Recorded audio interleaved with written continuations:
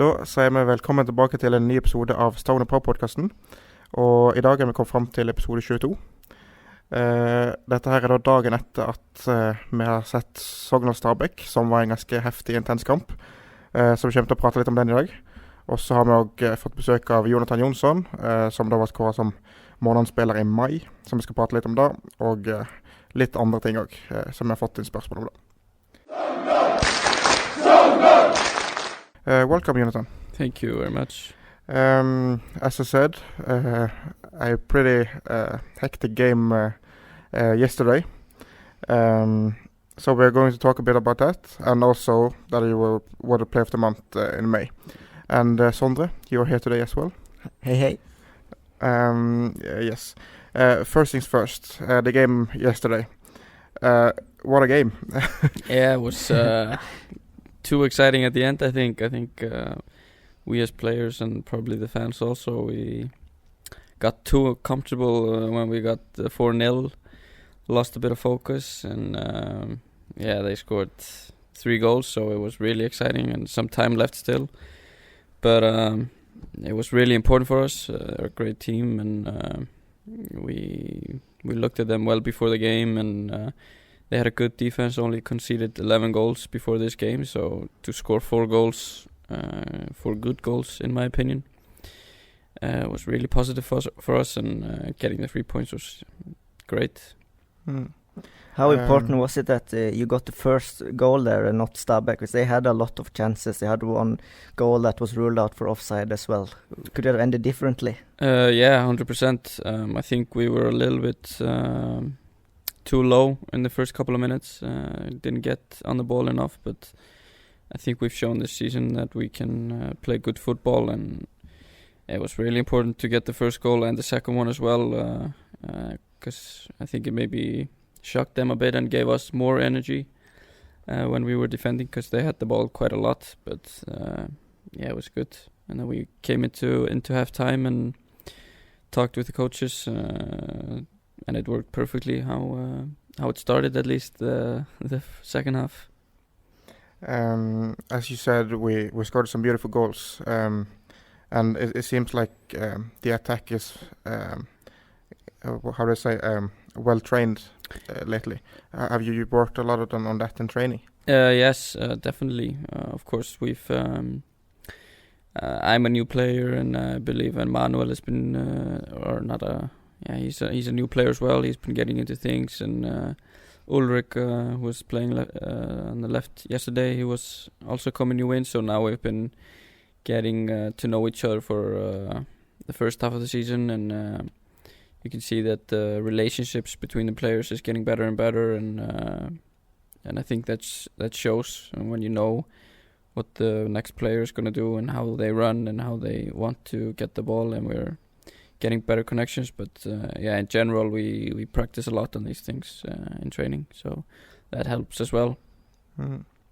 And lately the attacking players have scored a lot of goals, but also Hurdy have scored some goals, and I believe you have played with him before. Yeah, we we've known each other since we were 4 years old. We lived maybe 1 minute apart for at least until we were 16, and our families know each other, and we've been very good friends for a very long time and played in the same team for a very long time. So it was quite funny when I came to Sogndal at the same time as him, and we have a very good connection. We've played together hundreds of games, so that definitely helps. And it was a great goal from him yesterday, and that goal in particular was a great team goal. I think a lot of players touched the ball, and I think it was nice for the supporters to watch as well. Did you talk to Huddy before going to Sogndal? Was that like a vital reason for going here and not somewhere else? Yeah, of course I talked to Huddy a lot, and I think also they talked to Huddy a little bit to ask about me, because he came here first, and I talked to Huddy, and he was really positive over everything here, and that was of course helped a lot to want to come. But also I think in general everybody speaks. There have been some Icelandic players here before as well, Emil Paulsson last year. He talked also good about Sogndal, and I think most of or at least everyone I've spoken to talks good about Sogndal and the whole community here, and everything around the football here is great. Good stadium, good coaches, good supporters. Everything is good.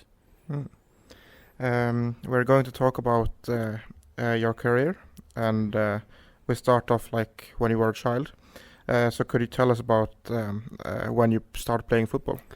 I played in Iceland. It's very different than I think in a lot of countries. You just choose which club you want to play for, and you just go there. And I went just to my local team, like everybody does. And they are, I would say, probably top 3 or 4 teams in Iceland. They've won the most championships in the adult football since the year 2000. I think they have 8 since 2000. So it's a big club, but you have maybe 100 kids training at the same time. So it's a lot. But I played there, for until I was 16, and all those years Hatti was there as well. So we played together. And then when I was 16, I went to Holland to AZ Alkmaar.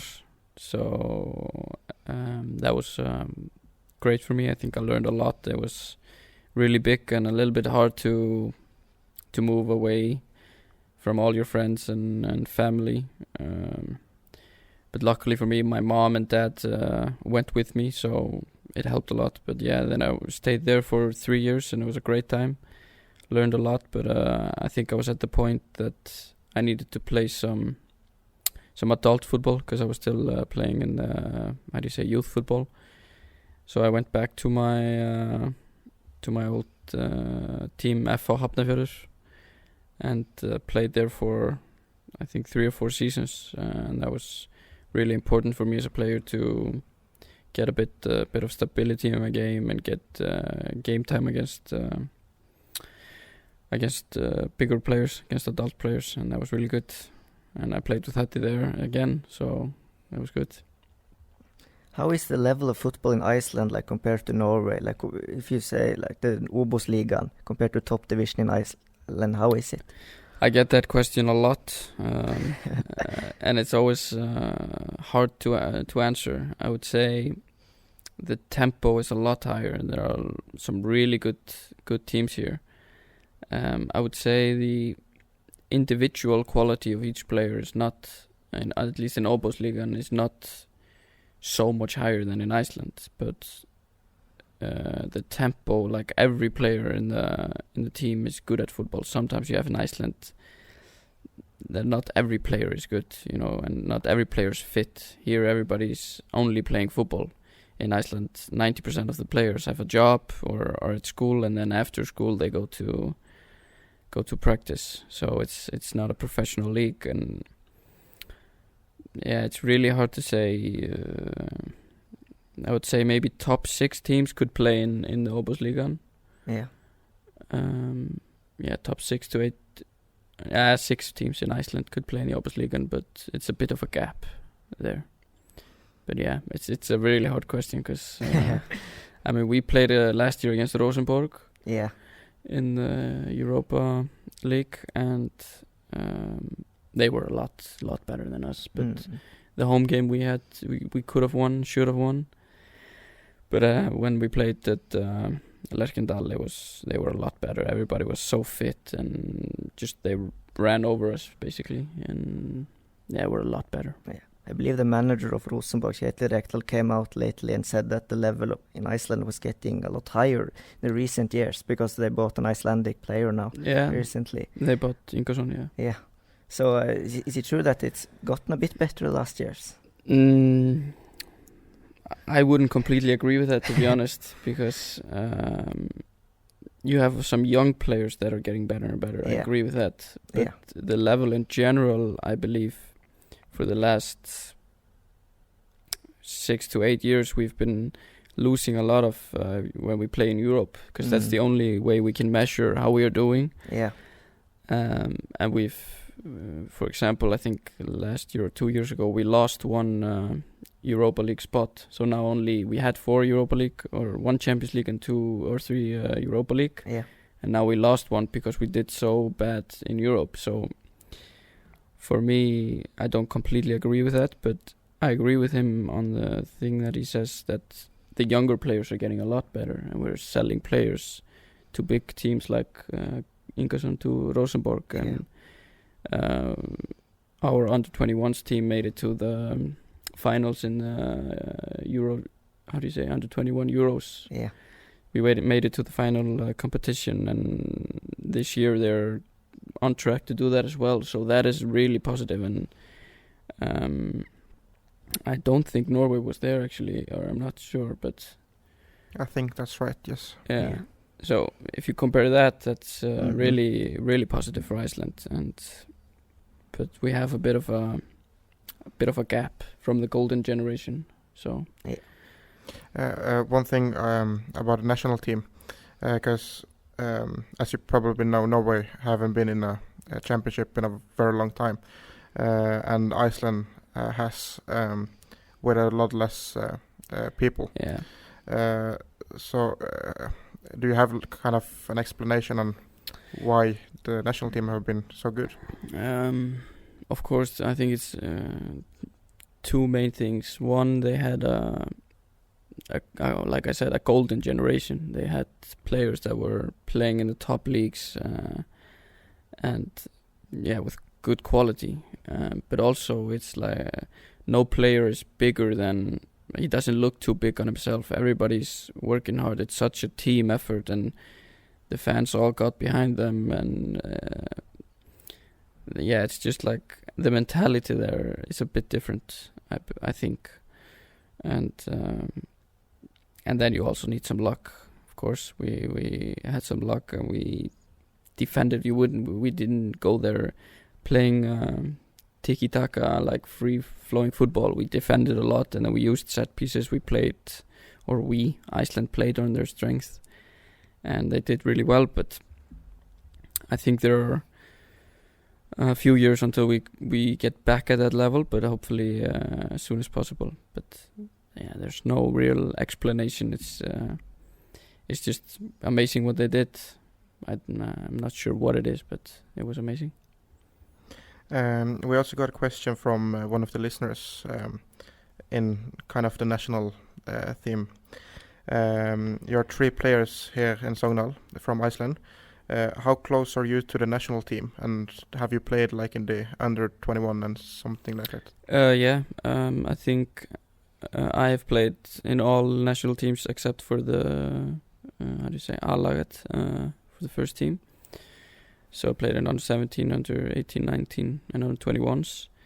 And I think Valdimar and Hötti both have friendly games for the first team, and they also played under 19 and under 21s, both of them. So it's close. I think if we do well here, we could be in the squad. Okay, we talked a bit about earlier about how you came to Sogndal, but when was the first time you heard about it? Who contacted you, and how long did it take? My agent, went on a meeting with my agent, and there was another club as well, which I was also looking at, Sirius in Sweden. Yeah. And but I felt Sogndal were a lot more direct, and they really wanted to get me here, I felt. And I talked with the guys around the team, and it took quite a short time. I think the window was also getting quite close to closing, so I think it was only about maybe a week that I had from when I first heard that they wanted to sign me, and then they sent an offer straight away to my club, and everything got fixed up quite quick. And in the meantime, I just spoke to Hötti and spoke to my family, because I have a daughter and a girlfriend, so it was quite it's not easy just jumping to another country. Yeah. But everybody supported me, and I thought about it well, and I can definitely say I don't regret it. You also got the number 7 when you came here as well. How fun is that? Yeah, it's really fun. It's a good number. Martin, he just gave it to me, so I have to thank him for that. He knew your qualities before everyone else. Yeah, he's been scouting me. And also with Tor André as a coach, was that kind of one of the things you considered? Yeah, of course. He was or is a big player, a big name in Norway and in Europe, European football. So of course that helps a lot. And after speaking with him, especially when I came here, training, and I got a better and better feeling. And when you read about his career, and because I was too young to watch him play at that top level, but you see, he was such a good player, and you can see when we do some drills in the training ground, he's still got the touch. So that's of course helps, because you know that he understands football and he wants to play football, and he's fair to his players. So of course that helps. And another name, we had Simo as assistant coach for the half a season now, and Andy Ross have taken his place. How was that change? Yeah, it's been really smooth, I think. Simo was a great coach. I only had him for about two months because I came a little bit late, but he's a great coach, and I think they wanted someone who was a little bit similar. Not similar, they're different types, but the transition has been really good, and Andy has been getting to know us, I think, a little bit, the group, and getting a feeling for everything, and starting now to put more of more his touch on things, how he wants to do things, and I look forward to working with him even more. It's good, and it's easy for me because they all speak good English, so that helps as well. That's good. Yeah. We mentioned a few times that you were the last player to come into the team. Did you feel like that kind of set you behind all the other players in certain ways? Because you didn't start the first few games, I believe. You came in as a sub. Yeah, there was... I spoke to Tore when I came, and he said that he was going to give me some time to settle in, and I think maybe it also could be unfair for other players when someone new comes in and goes straight to the team. It's not always great, but he gave me some time to get to know the players, get to know how we play, and see what it was all about. I was coming in, and then after that, when I scored against Brann, I think I started the games after that. So, yeah. But it's never a certainty when you go to a new team that you start all the games or anything like that. We have a good squad here, and as soon as someone doesn't perform, that's football, and you have to give a chance to someone else. So when I came here, I was just determined to fight really hard and show that I belonged in the team. Yeah. Let's talk a bit about the first goal as well. That was in a very big game, and so one of the biggest moments for the supporters during the season. I've never seen it take so much off with the Sogndal supporters there. How was it to score that goal? Yeah, to be honest, I got goosebumps because there was a lot of people at the stadium, and I think it was amazing to look. Even when we came to before the game to warm up, the supporters were already packed there. So only thing I was thinking was, wow, I want to play this game so bad, but I was on the bench, so I thought, then I just have to come in and try and do something. And then we played a good game, and the supporters were amazing the whole game. And when I came in and scored, it was just goosebumps. It was like a great feeling. And I think even with the red card, it would have been even better if we would have won the game. But, but I think, to score there and also get my first goal, it's always a little bit weight off the shoulders. Because if you play really many games and you never score, it can become something in your head, Yeah.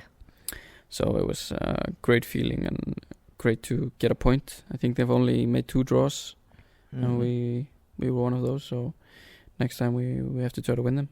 Yes. In the first goal, you did score with your right leg, but we've seen later that it is your left leg that you're the best with, and you've had some like unbelievable free kicks and crosses. And how do you get so good with the accuracy? It's because I never use my right foot, probably. No, but yeah, I've always been had a good left foot, and it was quite a surprise when I scored with the right foot against Bram. But I think the rest of my goals have been with the left, and yeah, it's definitely my stronger side. But I would like to be a little bit better, also like how do you say, similar on right. Yeah. But yeah, it's just practice. A lot of hours kicking the ball, and I had back home. I had in my garden a football pitch. I used it so much, so my dad put artificial grass on there, and I was there every day for a lot of hours. So just I should probably thank him. Yeah. Nice. We're going to talk about May. The month where you were the player of the month. Yeah. Even though it's still quite a while ago. Yeah, it is. You were supposed to come earlier, but we didn't find the time, so you're here now. Yeah. The first game in May was against Kongsvinger, the first game after the Brann game. Okay. And I believe you got an assist as well that game. Yeah. We won 2-1. Yeah. Tell us about the game, if you remember. Yeah, I remember. I always remember like 90% of all games. So yeah, it was good to get my first start there actually, and I was just really first 2 or 3 minutes I was a bit nervous, but then as soon as that went, I just wanted to play and enjoy myself, have fun, and I think especially the first half it went really good. Actually, we went down 1-0, but then we came back. It was a free kick assist on Bloro.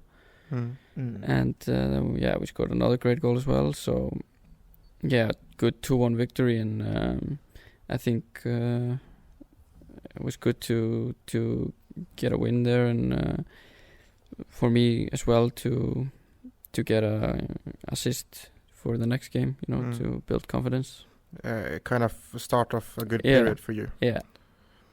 And the second game in May, that was against Start, and probably a game we won't talk a lot about. No, it was very disappointing from our side, and even though we didn't, it was probably not even our worst game of the season, but they scored so many goals, like how do you say it? Like they scored from every chance they got, and we didn't score like from the half chances we got, and we were just sloppy. And I think we learned a lot from that match actually, and we were able to take the few positives from that game that and help us in the right direction. But that's football. You're always going to lose some matches. How did it feel like to play that game when the goals just came? It's terrible. I think also we lost Huddy to injury after like 2 minutes. Yeah. And then they score straight over, or they score in the moment that he gets injured, and it was just it's never fun, especially away with the away like with their supporters, and you just feel terrible. But that's, you gotta remember that feeling and make sure it doesn't happen again. That's the only thing you can do. Yes, enough of that. Yeah. Flora in the cup was the next one. Yeah. Comfortable win. Yeah. And through to the next round. And then the next game in Obos against Åsane at home. We lost that game. Pretty tight, even game. Yeah. Tell us a bit about it. I think it was a game we should have 100% won.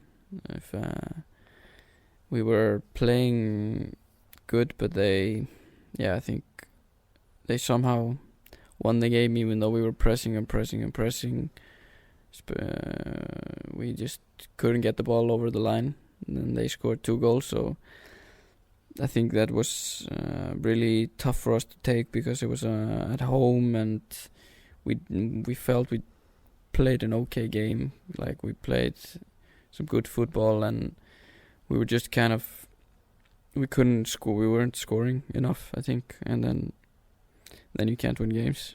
But the feeling for that game is still now like, because we have 28 points now. You think about games like this Iceland game, like we should have won that. Yeah. But you can never think like that, because then it doesn't help. You just have to think on Sunday we're gonna beat them and give them some revenge. And as you say, we created a lot of chances in this game too, but maybe just now lately we score from that chances. Exactly.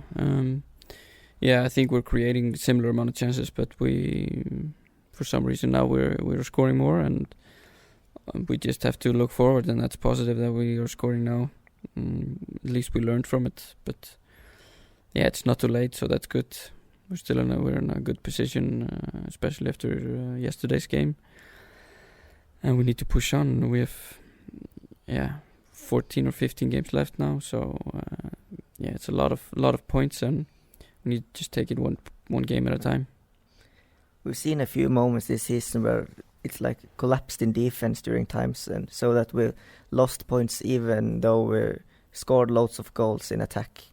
Why does that keep happening, and what can you do to stop it? I think maybe you're talking about the Ranheim game. Yeah, Ranheim, for example. Yeah, yes. exactly. And also never scored two goals and didn't win. Exactly. Yeah. It's if I knew it, I would tell you, but it's hard. We need to. This is exactly the kind of thing we need to work on, and also yesterday when we scored 4 goals, but we still concede 3. We as a whole team, it's not defenders or the keeper or the midfield or the strikers. It's everybody as a whole. We switch off, or we lack a little bit the experience. We're a really young team, we're a pretty young team, and I think maybe we lack a bit of experience on how to just kill games off, and we have to play good defense for 90 minutes. I feel like now we have periods where we have 20 minutes really good defending, and then all of a sudden 20 minutes where it's sloppy. So we need to look at a lot of videos, work on it in training, and find what it is. Maybe it's also a little bit in our head now because it's happened before, and we think, maybe now we're gonna lose it again. But I think actually we dealt with it okay in the last 10 minutes yesterday, because it was 4-3 at 80 minutes, and they still had 10 minutes to go. So we did it well after that. So it was good. Next game in May against Sogndal. A really good game for you. A beautiful free kick goal. And also, if I'm not correct, a shot that was an goal. Could you tell us about that game? Yeah, it was a game we needed to win. Bounce back from the Iceland game, and difficult away ground, because playing away in Obosligan is always hard. And we got a good start in that game. I want to call it an assist, the deflected shot. We got scored the first goal, and then they equalized, and we got scored again before half time. I think that was important to go into half time with 2-1, and then really soon in the second half we scored 3-1, and I think that killed the game a bit off. And then we killed the game and kept the ball pretty well, and they didn't have too many chances after that. So to get a 3-1 win away there was really important for the next few matches. So it was good. It was a good team performance. It was not our best game, but it was like professional game, I think. And about the free kick, a beautiful goal, and you have also told that you practice a lot with your left foot. Is like the free kick something you practice a lot on as well? Yeah, definitely. I think probably all players like taking free kicks in training, but I got to take this one. Spa told me that he would run over it, and I was supposed to shoot it in the keeper's corner. So Spa was very happy when I scored, I saw on the video. But it was of course something you practice, and I think we've gotten two 2 goals this season straight from a free kick. And yeah, it's great when something works that you've been training. It's a good feeling, and yeah, it's always fun to watch afterwards. Were you the one that taught Spa how to take free kicks? No, I can't say that. We have a bit. Sorry, it's okay. It's okay. Different style and how we shoot the ball. So I can't say that. But his free kick was also like really good against KFM, and he has a good right foot. You don't see very often central defenders taking in free kicks. Yeah. But yeah, he has a great right foot, and hopefully both of us can score some more. I've seen him practice free kicks earlier during the season, and he's had some terrible ones in training, so I was quite surprised when he was actually chosen to take that one. Yeah, it's but we all have some terrible ones, and sometimes in training you're not as focused as in a game. But yeah, that definitely helps. He has a great right foot. How do you decide who will take a free kick? Do you try? Yeah, we just talk together. Most of the times we look a little bit at the wall, how the keeper wants the players, and of course where the ball is. And then we just talk, like, if he's been having a good game, I will let him, or I will say you take it, or if he feels like I will score, he says to me you take it. So I think it's just mutual respect, and just talk about it, and then maybe someone runs over the ball or tries to confuse the keeper.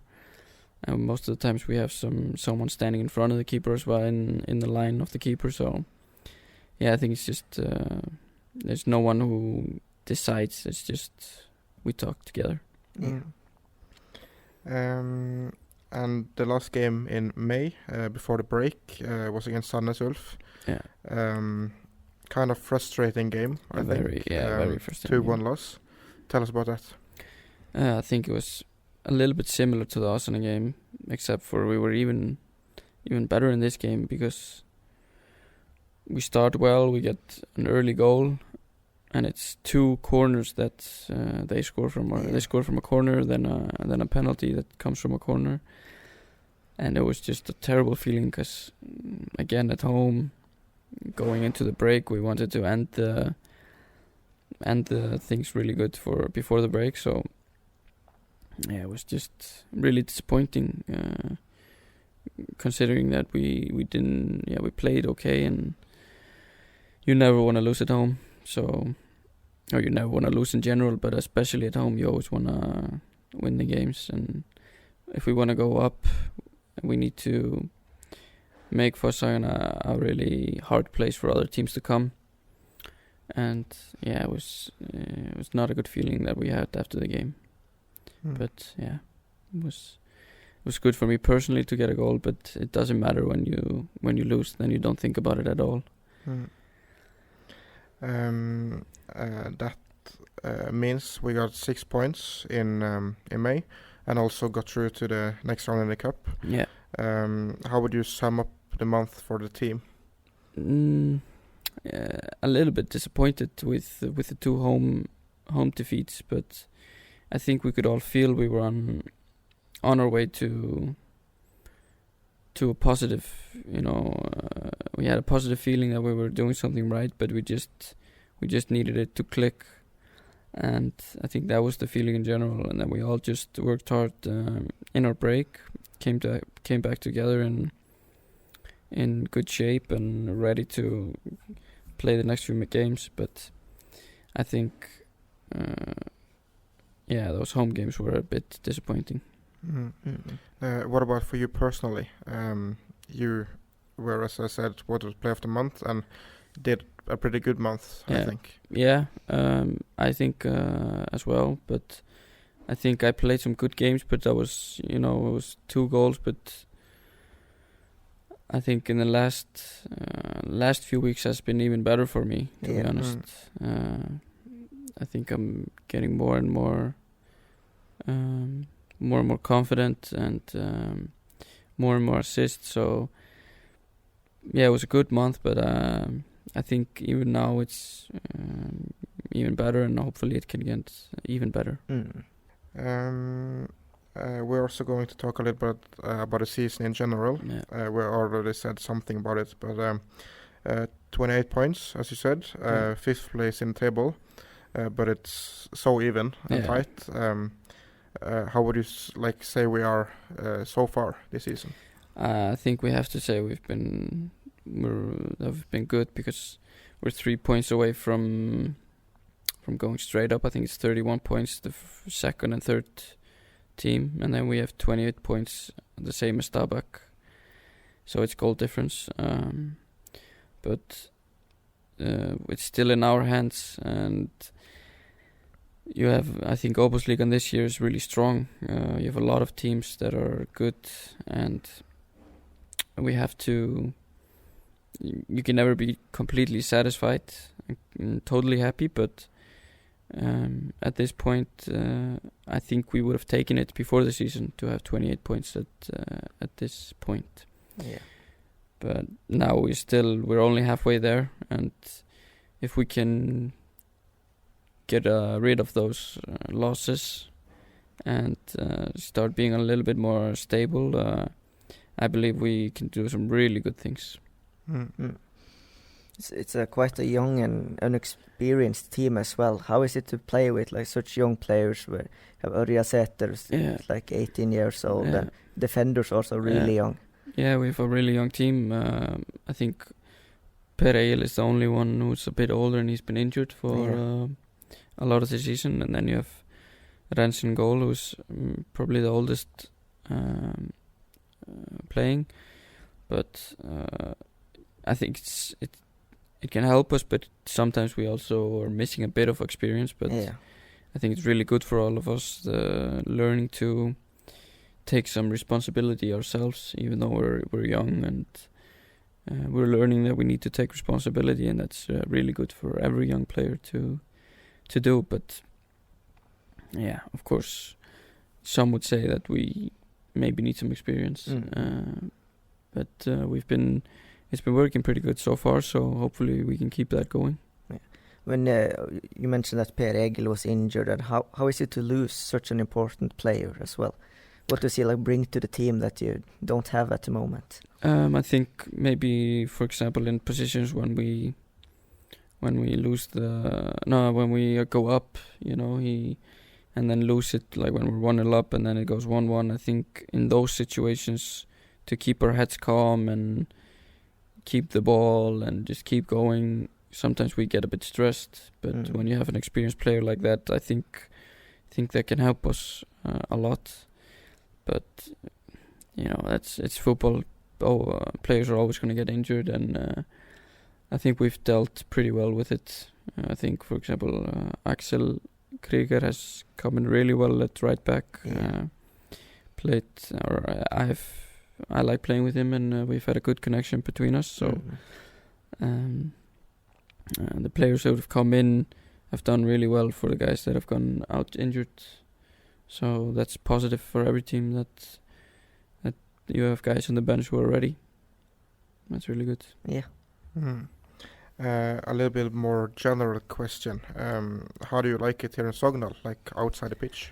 Yeah, it's good. It's a little bit smaller than Iceland, even though Iceland is pretty small. But I like that everything is close. It feels like a really good community here, and you have everything you need here. So it's not really like it's not like you live in a town of 100 people. You have all the shops, you have the mall, and you have everything you need. So I really like it, and my family does as well. My father's been here, and my girlfriend, of course, and my daughter are here, so they like it as well. And for me, it also helps to have Valdimar and Höddi, two Icelandic guys, to do something when I'm alone. So yeah, I've liked it in general. It's a beautiful place. When the sun is shining, we've had a little bit too much rain this year, but when it's sunny, and it's a really beautiful town. Yeah, it was pouring down during yesterday's game. Yeah, especially second half. I think we all got new shirts at half time, and then and then after 2 minutes we were all completely wet. It was like taking a shower. So yeah, it was not great. Did that affect the game in a way? Yeah, I think everybody thinks like, wow, this is really pouring. You don't think when it's a little bit rain, but when it was for like 5 minutes yesterday, it was crazy rain. Yeah. And then, of course, everybody gets a little bit like unfocused, and it's like you're thinking, wow, I'm so wet. But yeah, no, I don't think it affects a lot. Yeah, okay. What is your biggest dream as a footballer? To, of course, go as far as you can. You want to test yourself, test your limit. I want to, of course, play at the highest level that I can, and where that is, only time can tell. But I've been here now for 3 months, and I'm really enjoying it. So yeah, what happens in a few years, I don't know. But my biggest dream is just to, it's a good question actually. What the biggest dream is, it would be to play in the Premier League. But to be honest, you have to be a little bit realistic. Take it one day at a time. But I think football can be so weird. You can have 1 or 2 good seasons, and then you go to some club and you do it well there as well. Then you never know what happens. But yeah, probably if I had to say one dream, would be to play in the Premier League. Is a Premier League club your favorite club, or? Yeah. You have a favorite club that you support? Yeah, United. Oh, you're a United fan as well. Yeah, it's not great these days. Yeah, okay. Yeah, it was good a few years ago, but now not anymore. But hopefully they'll get better this year. They need a left-footed attacker. They haven't called you yet, or? No, let me know if they call, and I would love to go. But no, they will. I hope they will do better this year. Yeah. Hopefully. It will be exciting with Ten Hag at least. Yeah. So, yeah. Let me see. We also got a question from one of the listeners. Yeah. He says it feels like our players often get cramps and tired legs during the games compared to other teams. Do you feel that way as well, or? I think maybe yesterday was a bit. How do you say it? You need to manage the game. Like sometimes you need to take a little bit of time here and there. I don't know how it is compared to other teams, but we run a lot, and numbers on our back show that as well. But sometimes also you need to, when you're 1-0 up and 85 minutes done, you need to take time wherever you can, and then you get a little cramp here and there. But yeah, I don't think we get more cramps than other teams, to be honest. But maybe it looks like it. Or I'm not sure. I believe that's one of Anders Ba's biggest qualities. Every time Sogndal lead towards the end, it goes down with cramps. Yeah, exactly. Spa is he's a smart player, so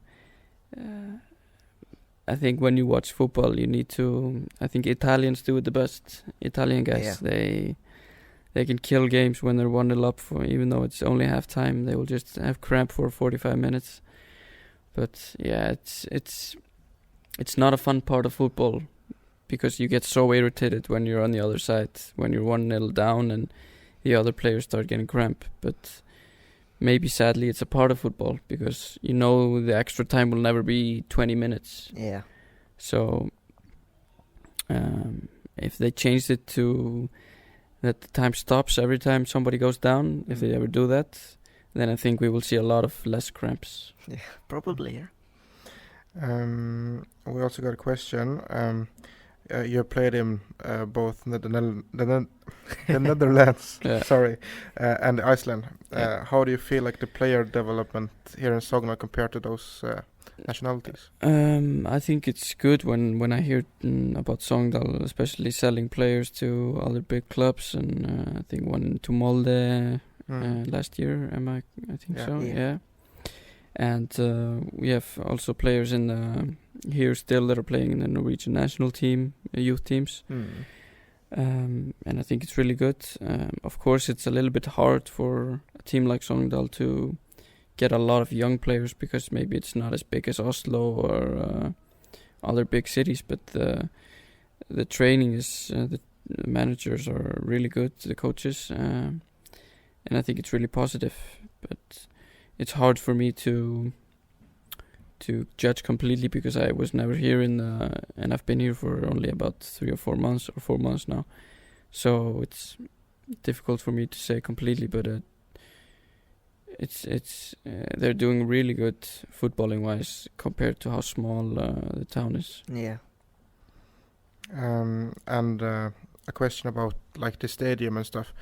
How do you feel like the whole like stadium and the atmosphere is here in Sogndal? It's so good because when we've been to a few stadiums now in the Obosligaen and here it's this stadium that they have here in a small town, to have such a big and like good looking stadium is quite surprising, because when you go to KFUM or Skeit or Grorud or Stjörndals Blink, like all these teams, we have a lot better stadium, and the atmosphere, the pitch is great, and the whole atmosphere around the fans just feels really good, and it feels like a proper pitch. It doesn't feel like you're at a training ground, you know.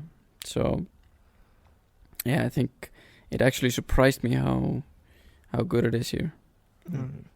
How is that compared to Iceland? Yeah, in Iceland we don't. I think this would be the most, like Sogndal Stadium would be the best stadium in Iceland, even though I think we have one stadium that is bigger. It's like 10,000 people. But this stadium, we don't have any stadium that is built like all the way around. And I think I really like that you have stands behind the goals, and on either side we don't have any stadium in Iceland that has so many or such a good built around it. So compared to Iceland, it's way better.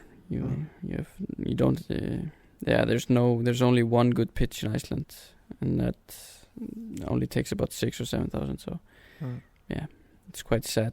It's something that Icelandic people have been fighting for, getting a proper stadium there. And kind of an extra question here. When you played at Brann, of course, a much bigger stadium, how was that experience when there was so much people and stuff? Yeah, like I said, it was one of the best feelings I've ever had in a football game, because this is what you do it for. You want to play in front of as many people as you can and have them screaming and singing songs. It was amazing.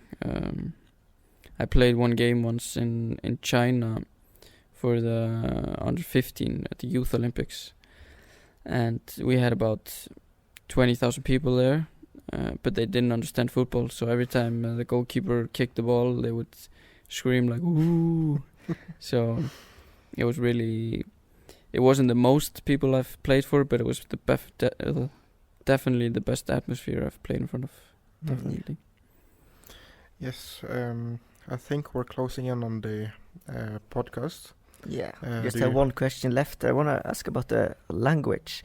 You know, the language we talk in Sogndal, the dialect song often gets compared to the Icelandic language, and I even heard stories about people from Sogndal going to like the east side of going to the Oslo area, and people think like they're from Iceland, stuff like.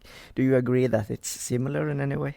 I can hear some words, like our physio has been telling us about this, and the guys as well. You know, you can hear some words are really, really similar, or almost exactly the same. But if you would speak it quick, I would not understand it. Yeah. You would understand a few words, but Norwegian in general, and for me it's like, because my mother's from Belgium, so I speak Dutch as well. Yeah. So that also helps with understanding Norwegian. So I have Icelandic and Danish, English and Dutch. So when I put all of these together, it's easier for me to understand Dutch, especially when I read it. Yeah. So I think that has helped a lot with understanding when the guys are speaking Norwegian, and yeah, it always helps when you learn the language a little bit. Yeah. Remember last year when Emil Paulsson was there, he was talking like Norwegian perfectly as well. I remember that. Yeah. I think he also played for maybe 4 years. He played for Sarpsborg Yes, as well. Sandefjord as well. Yeah. Before that, there's been several Norwegian clubs. So hopefully, if you give me 1 year, I will come next year to the podcast and I'll try to speak Norwegian then. Yeah. Then we can bring Huddy and Valdemar as well, see how well they do. Yeah, Valdemar, he's been here. This is, I think his 2nd or 3rd year, so he needs to get a bit better. No, he's doing good. Yeah. Yes, and just one final question that everyone gets. Do you have like a message to the fans or something you want to say? Keep on. I hope you keep on coming to the games like you have been. And yesterday was really nice. And hopefully for the next game, I think is Brann the next home game maybe.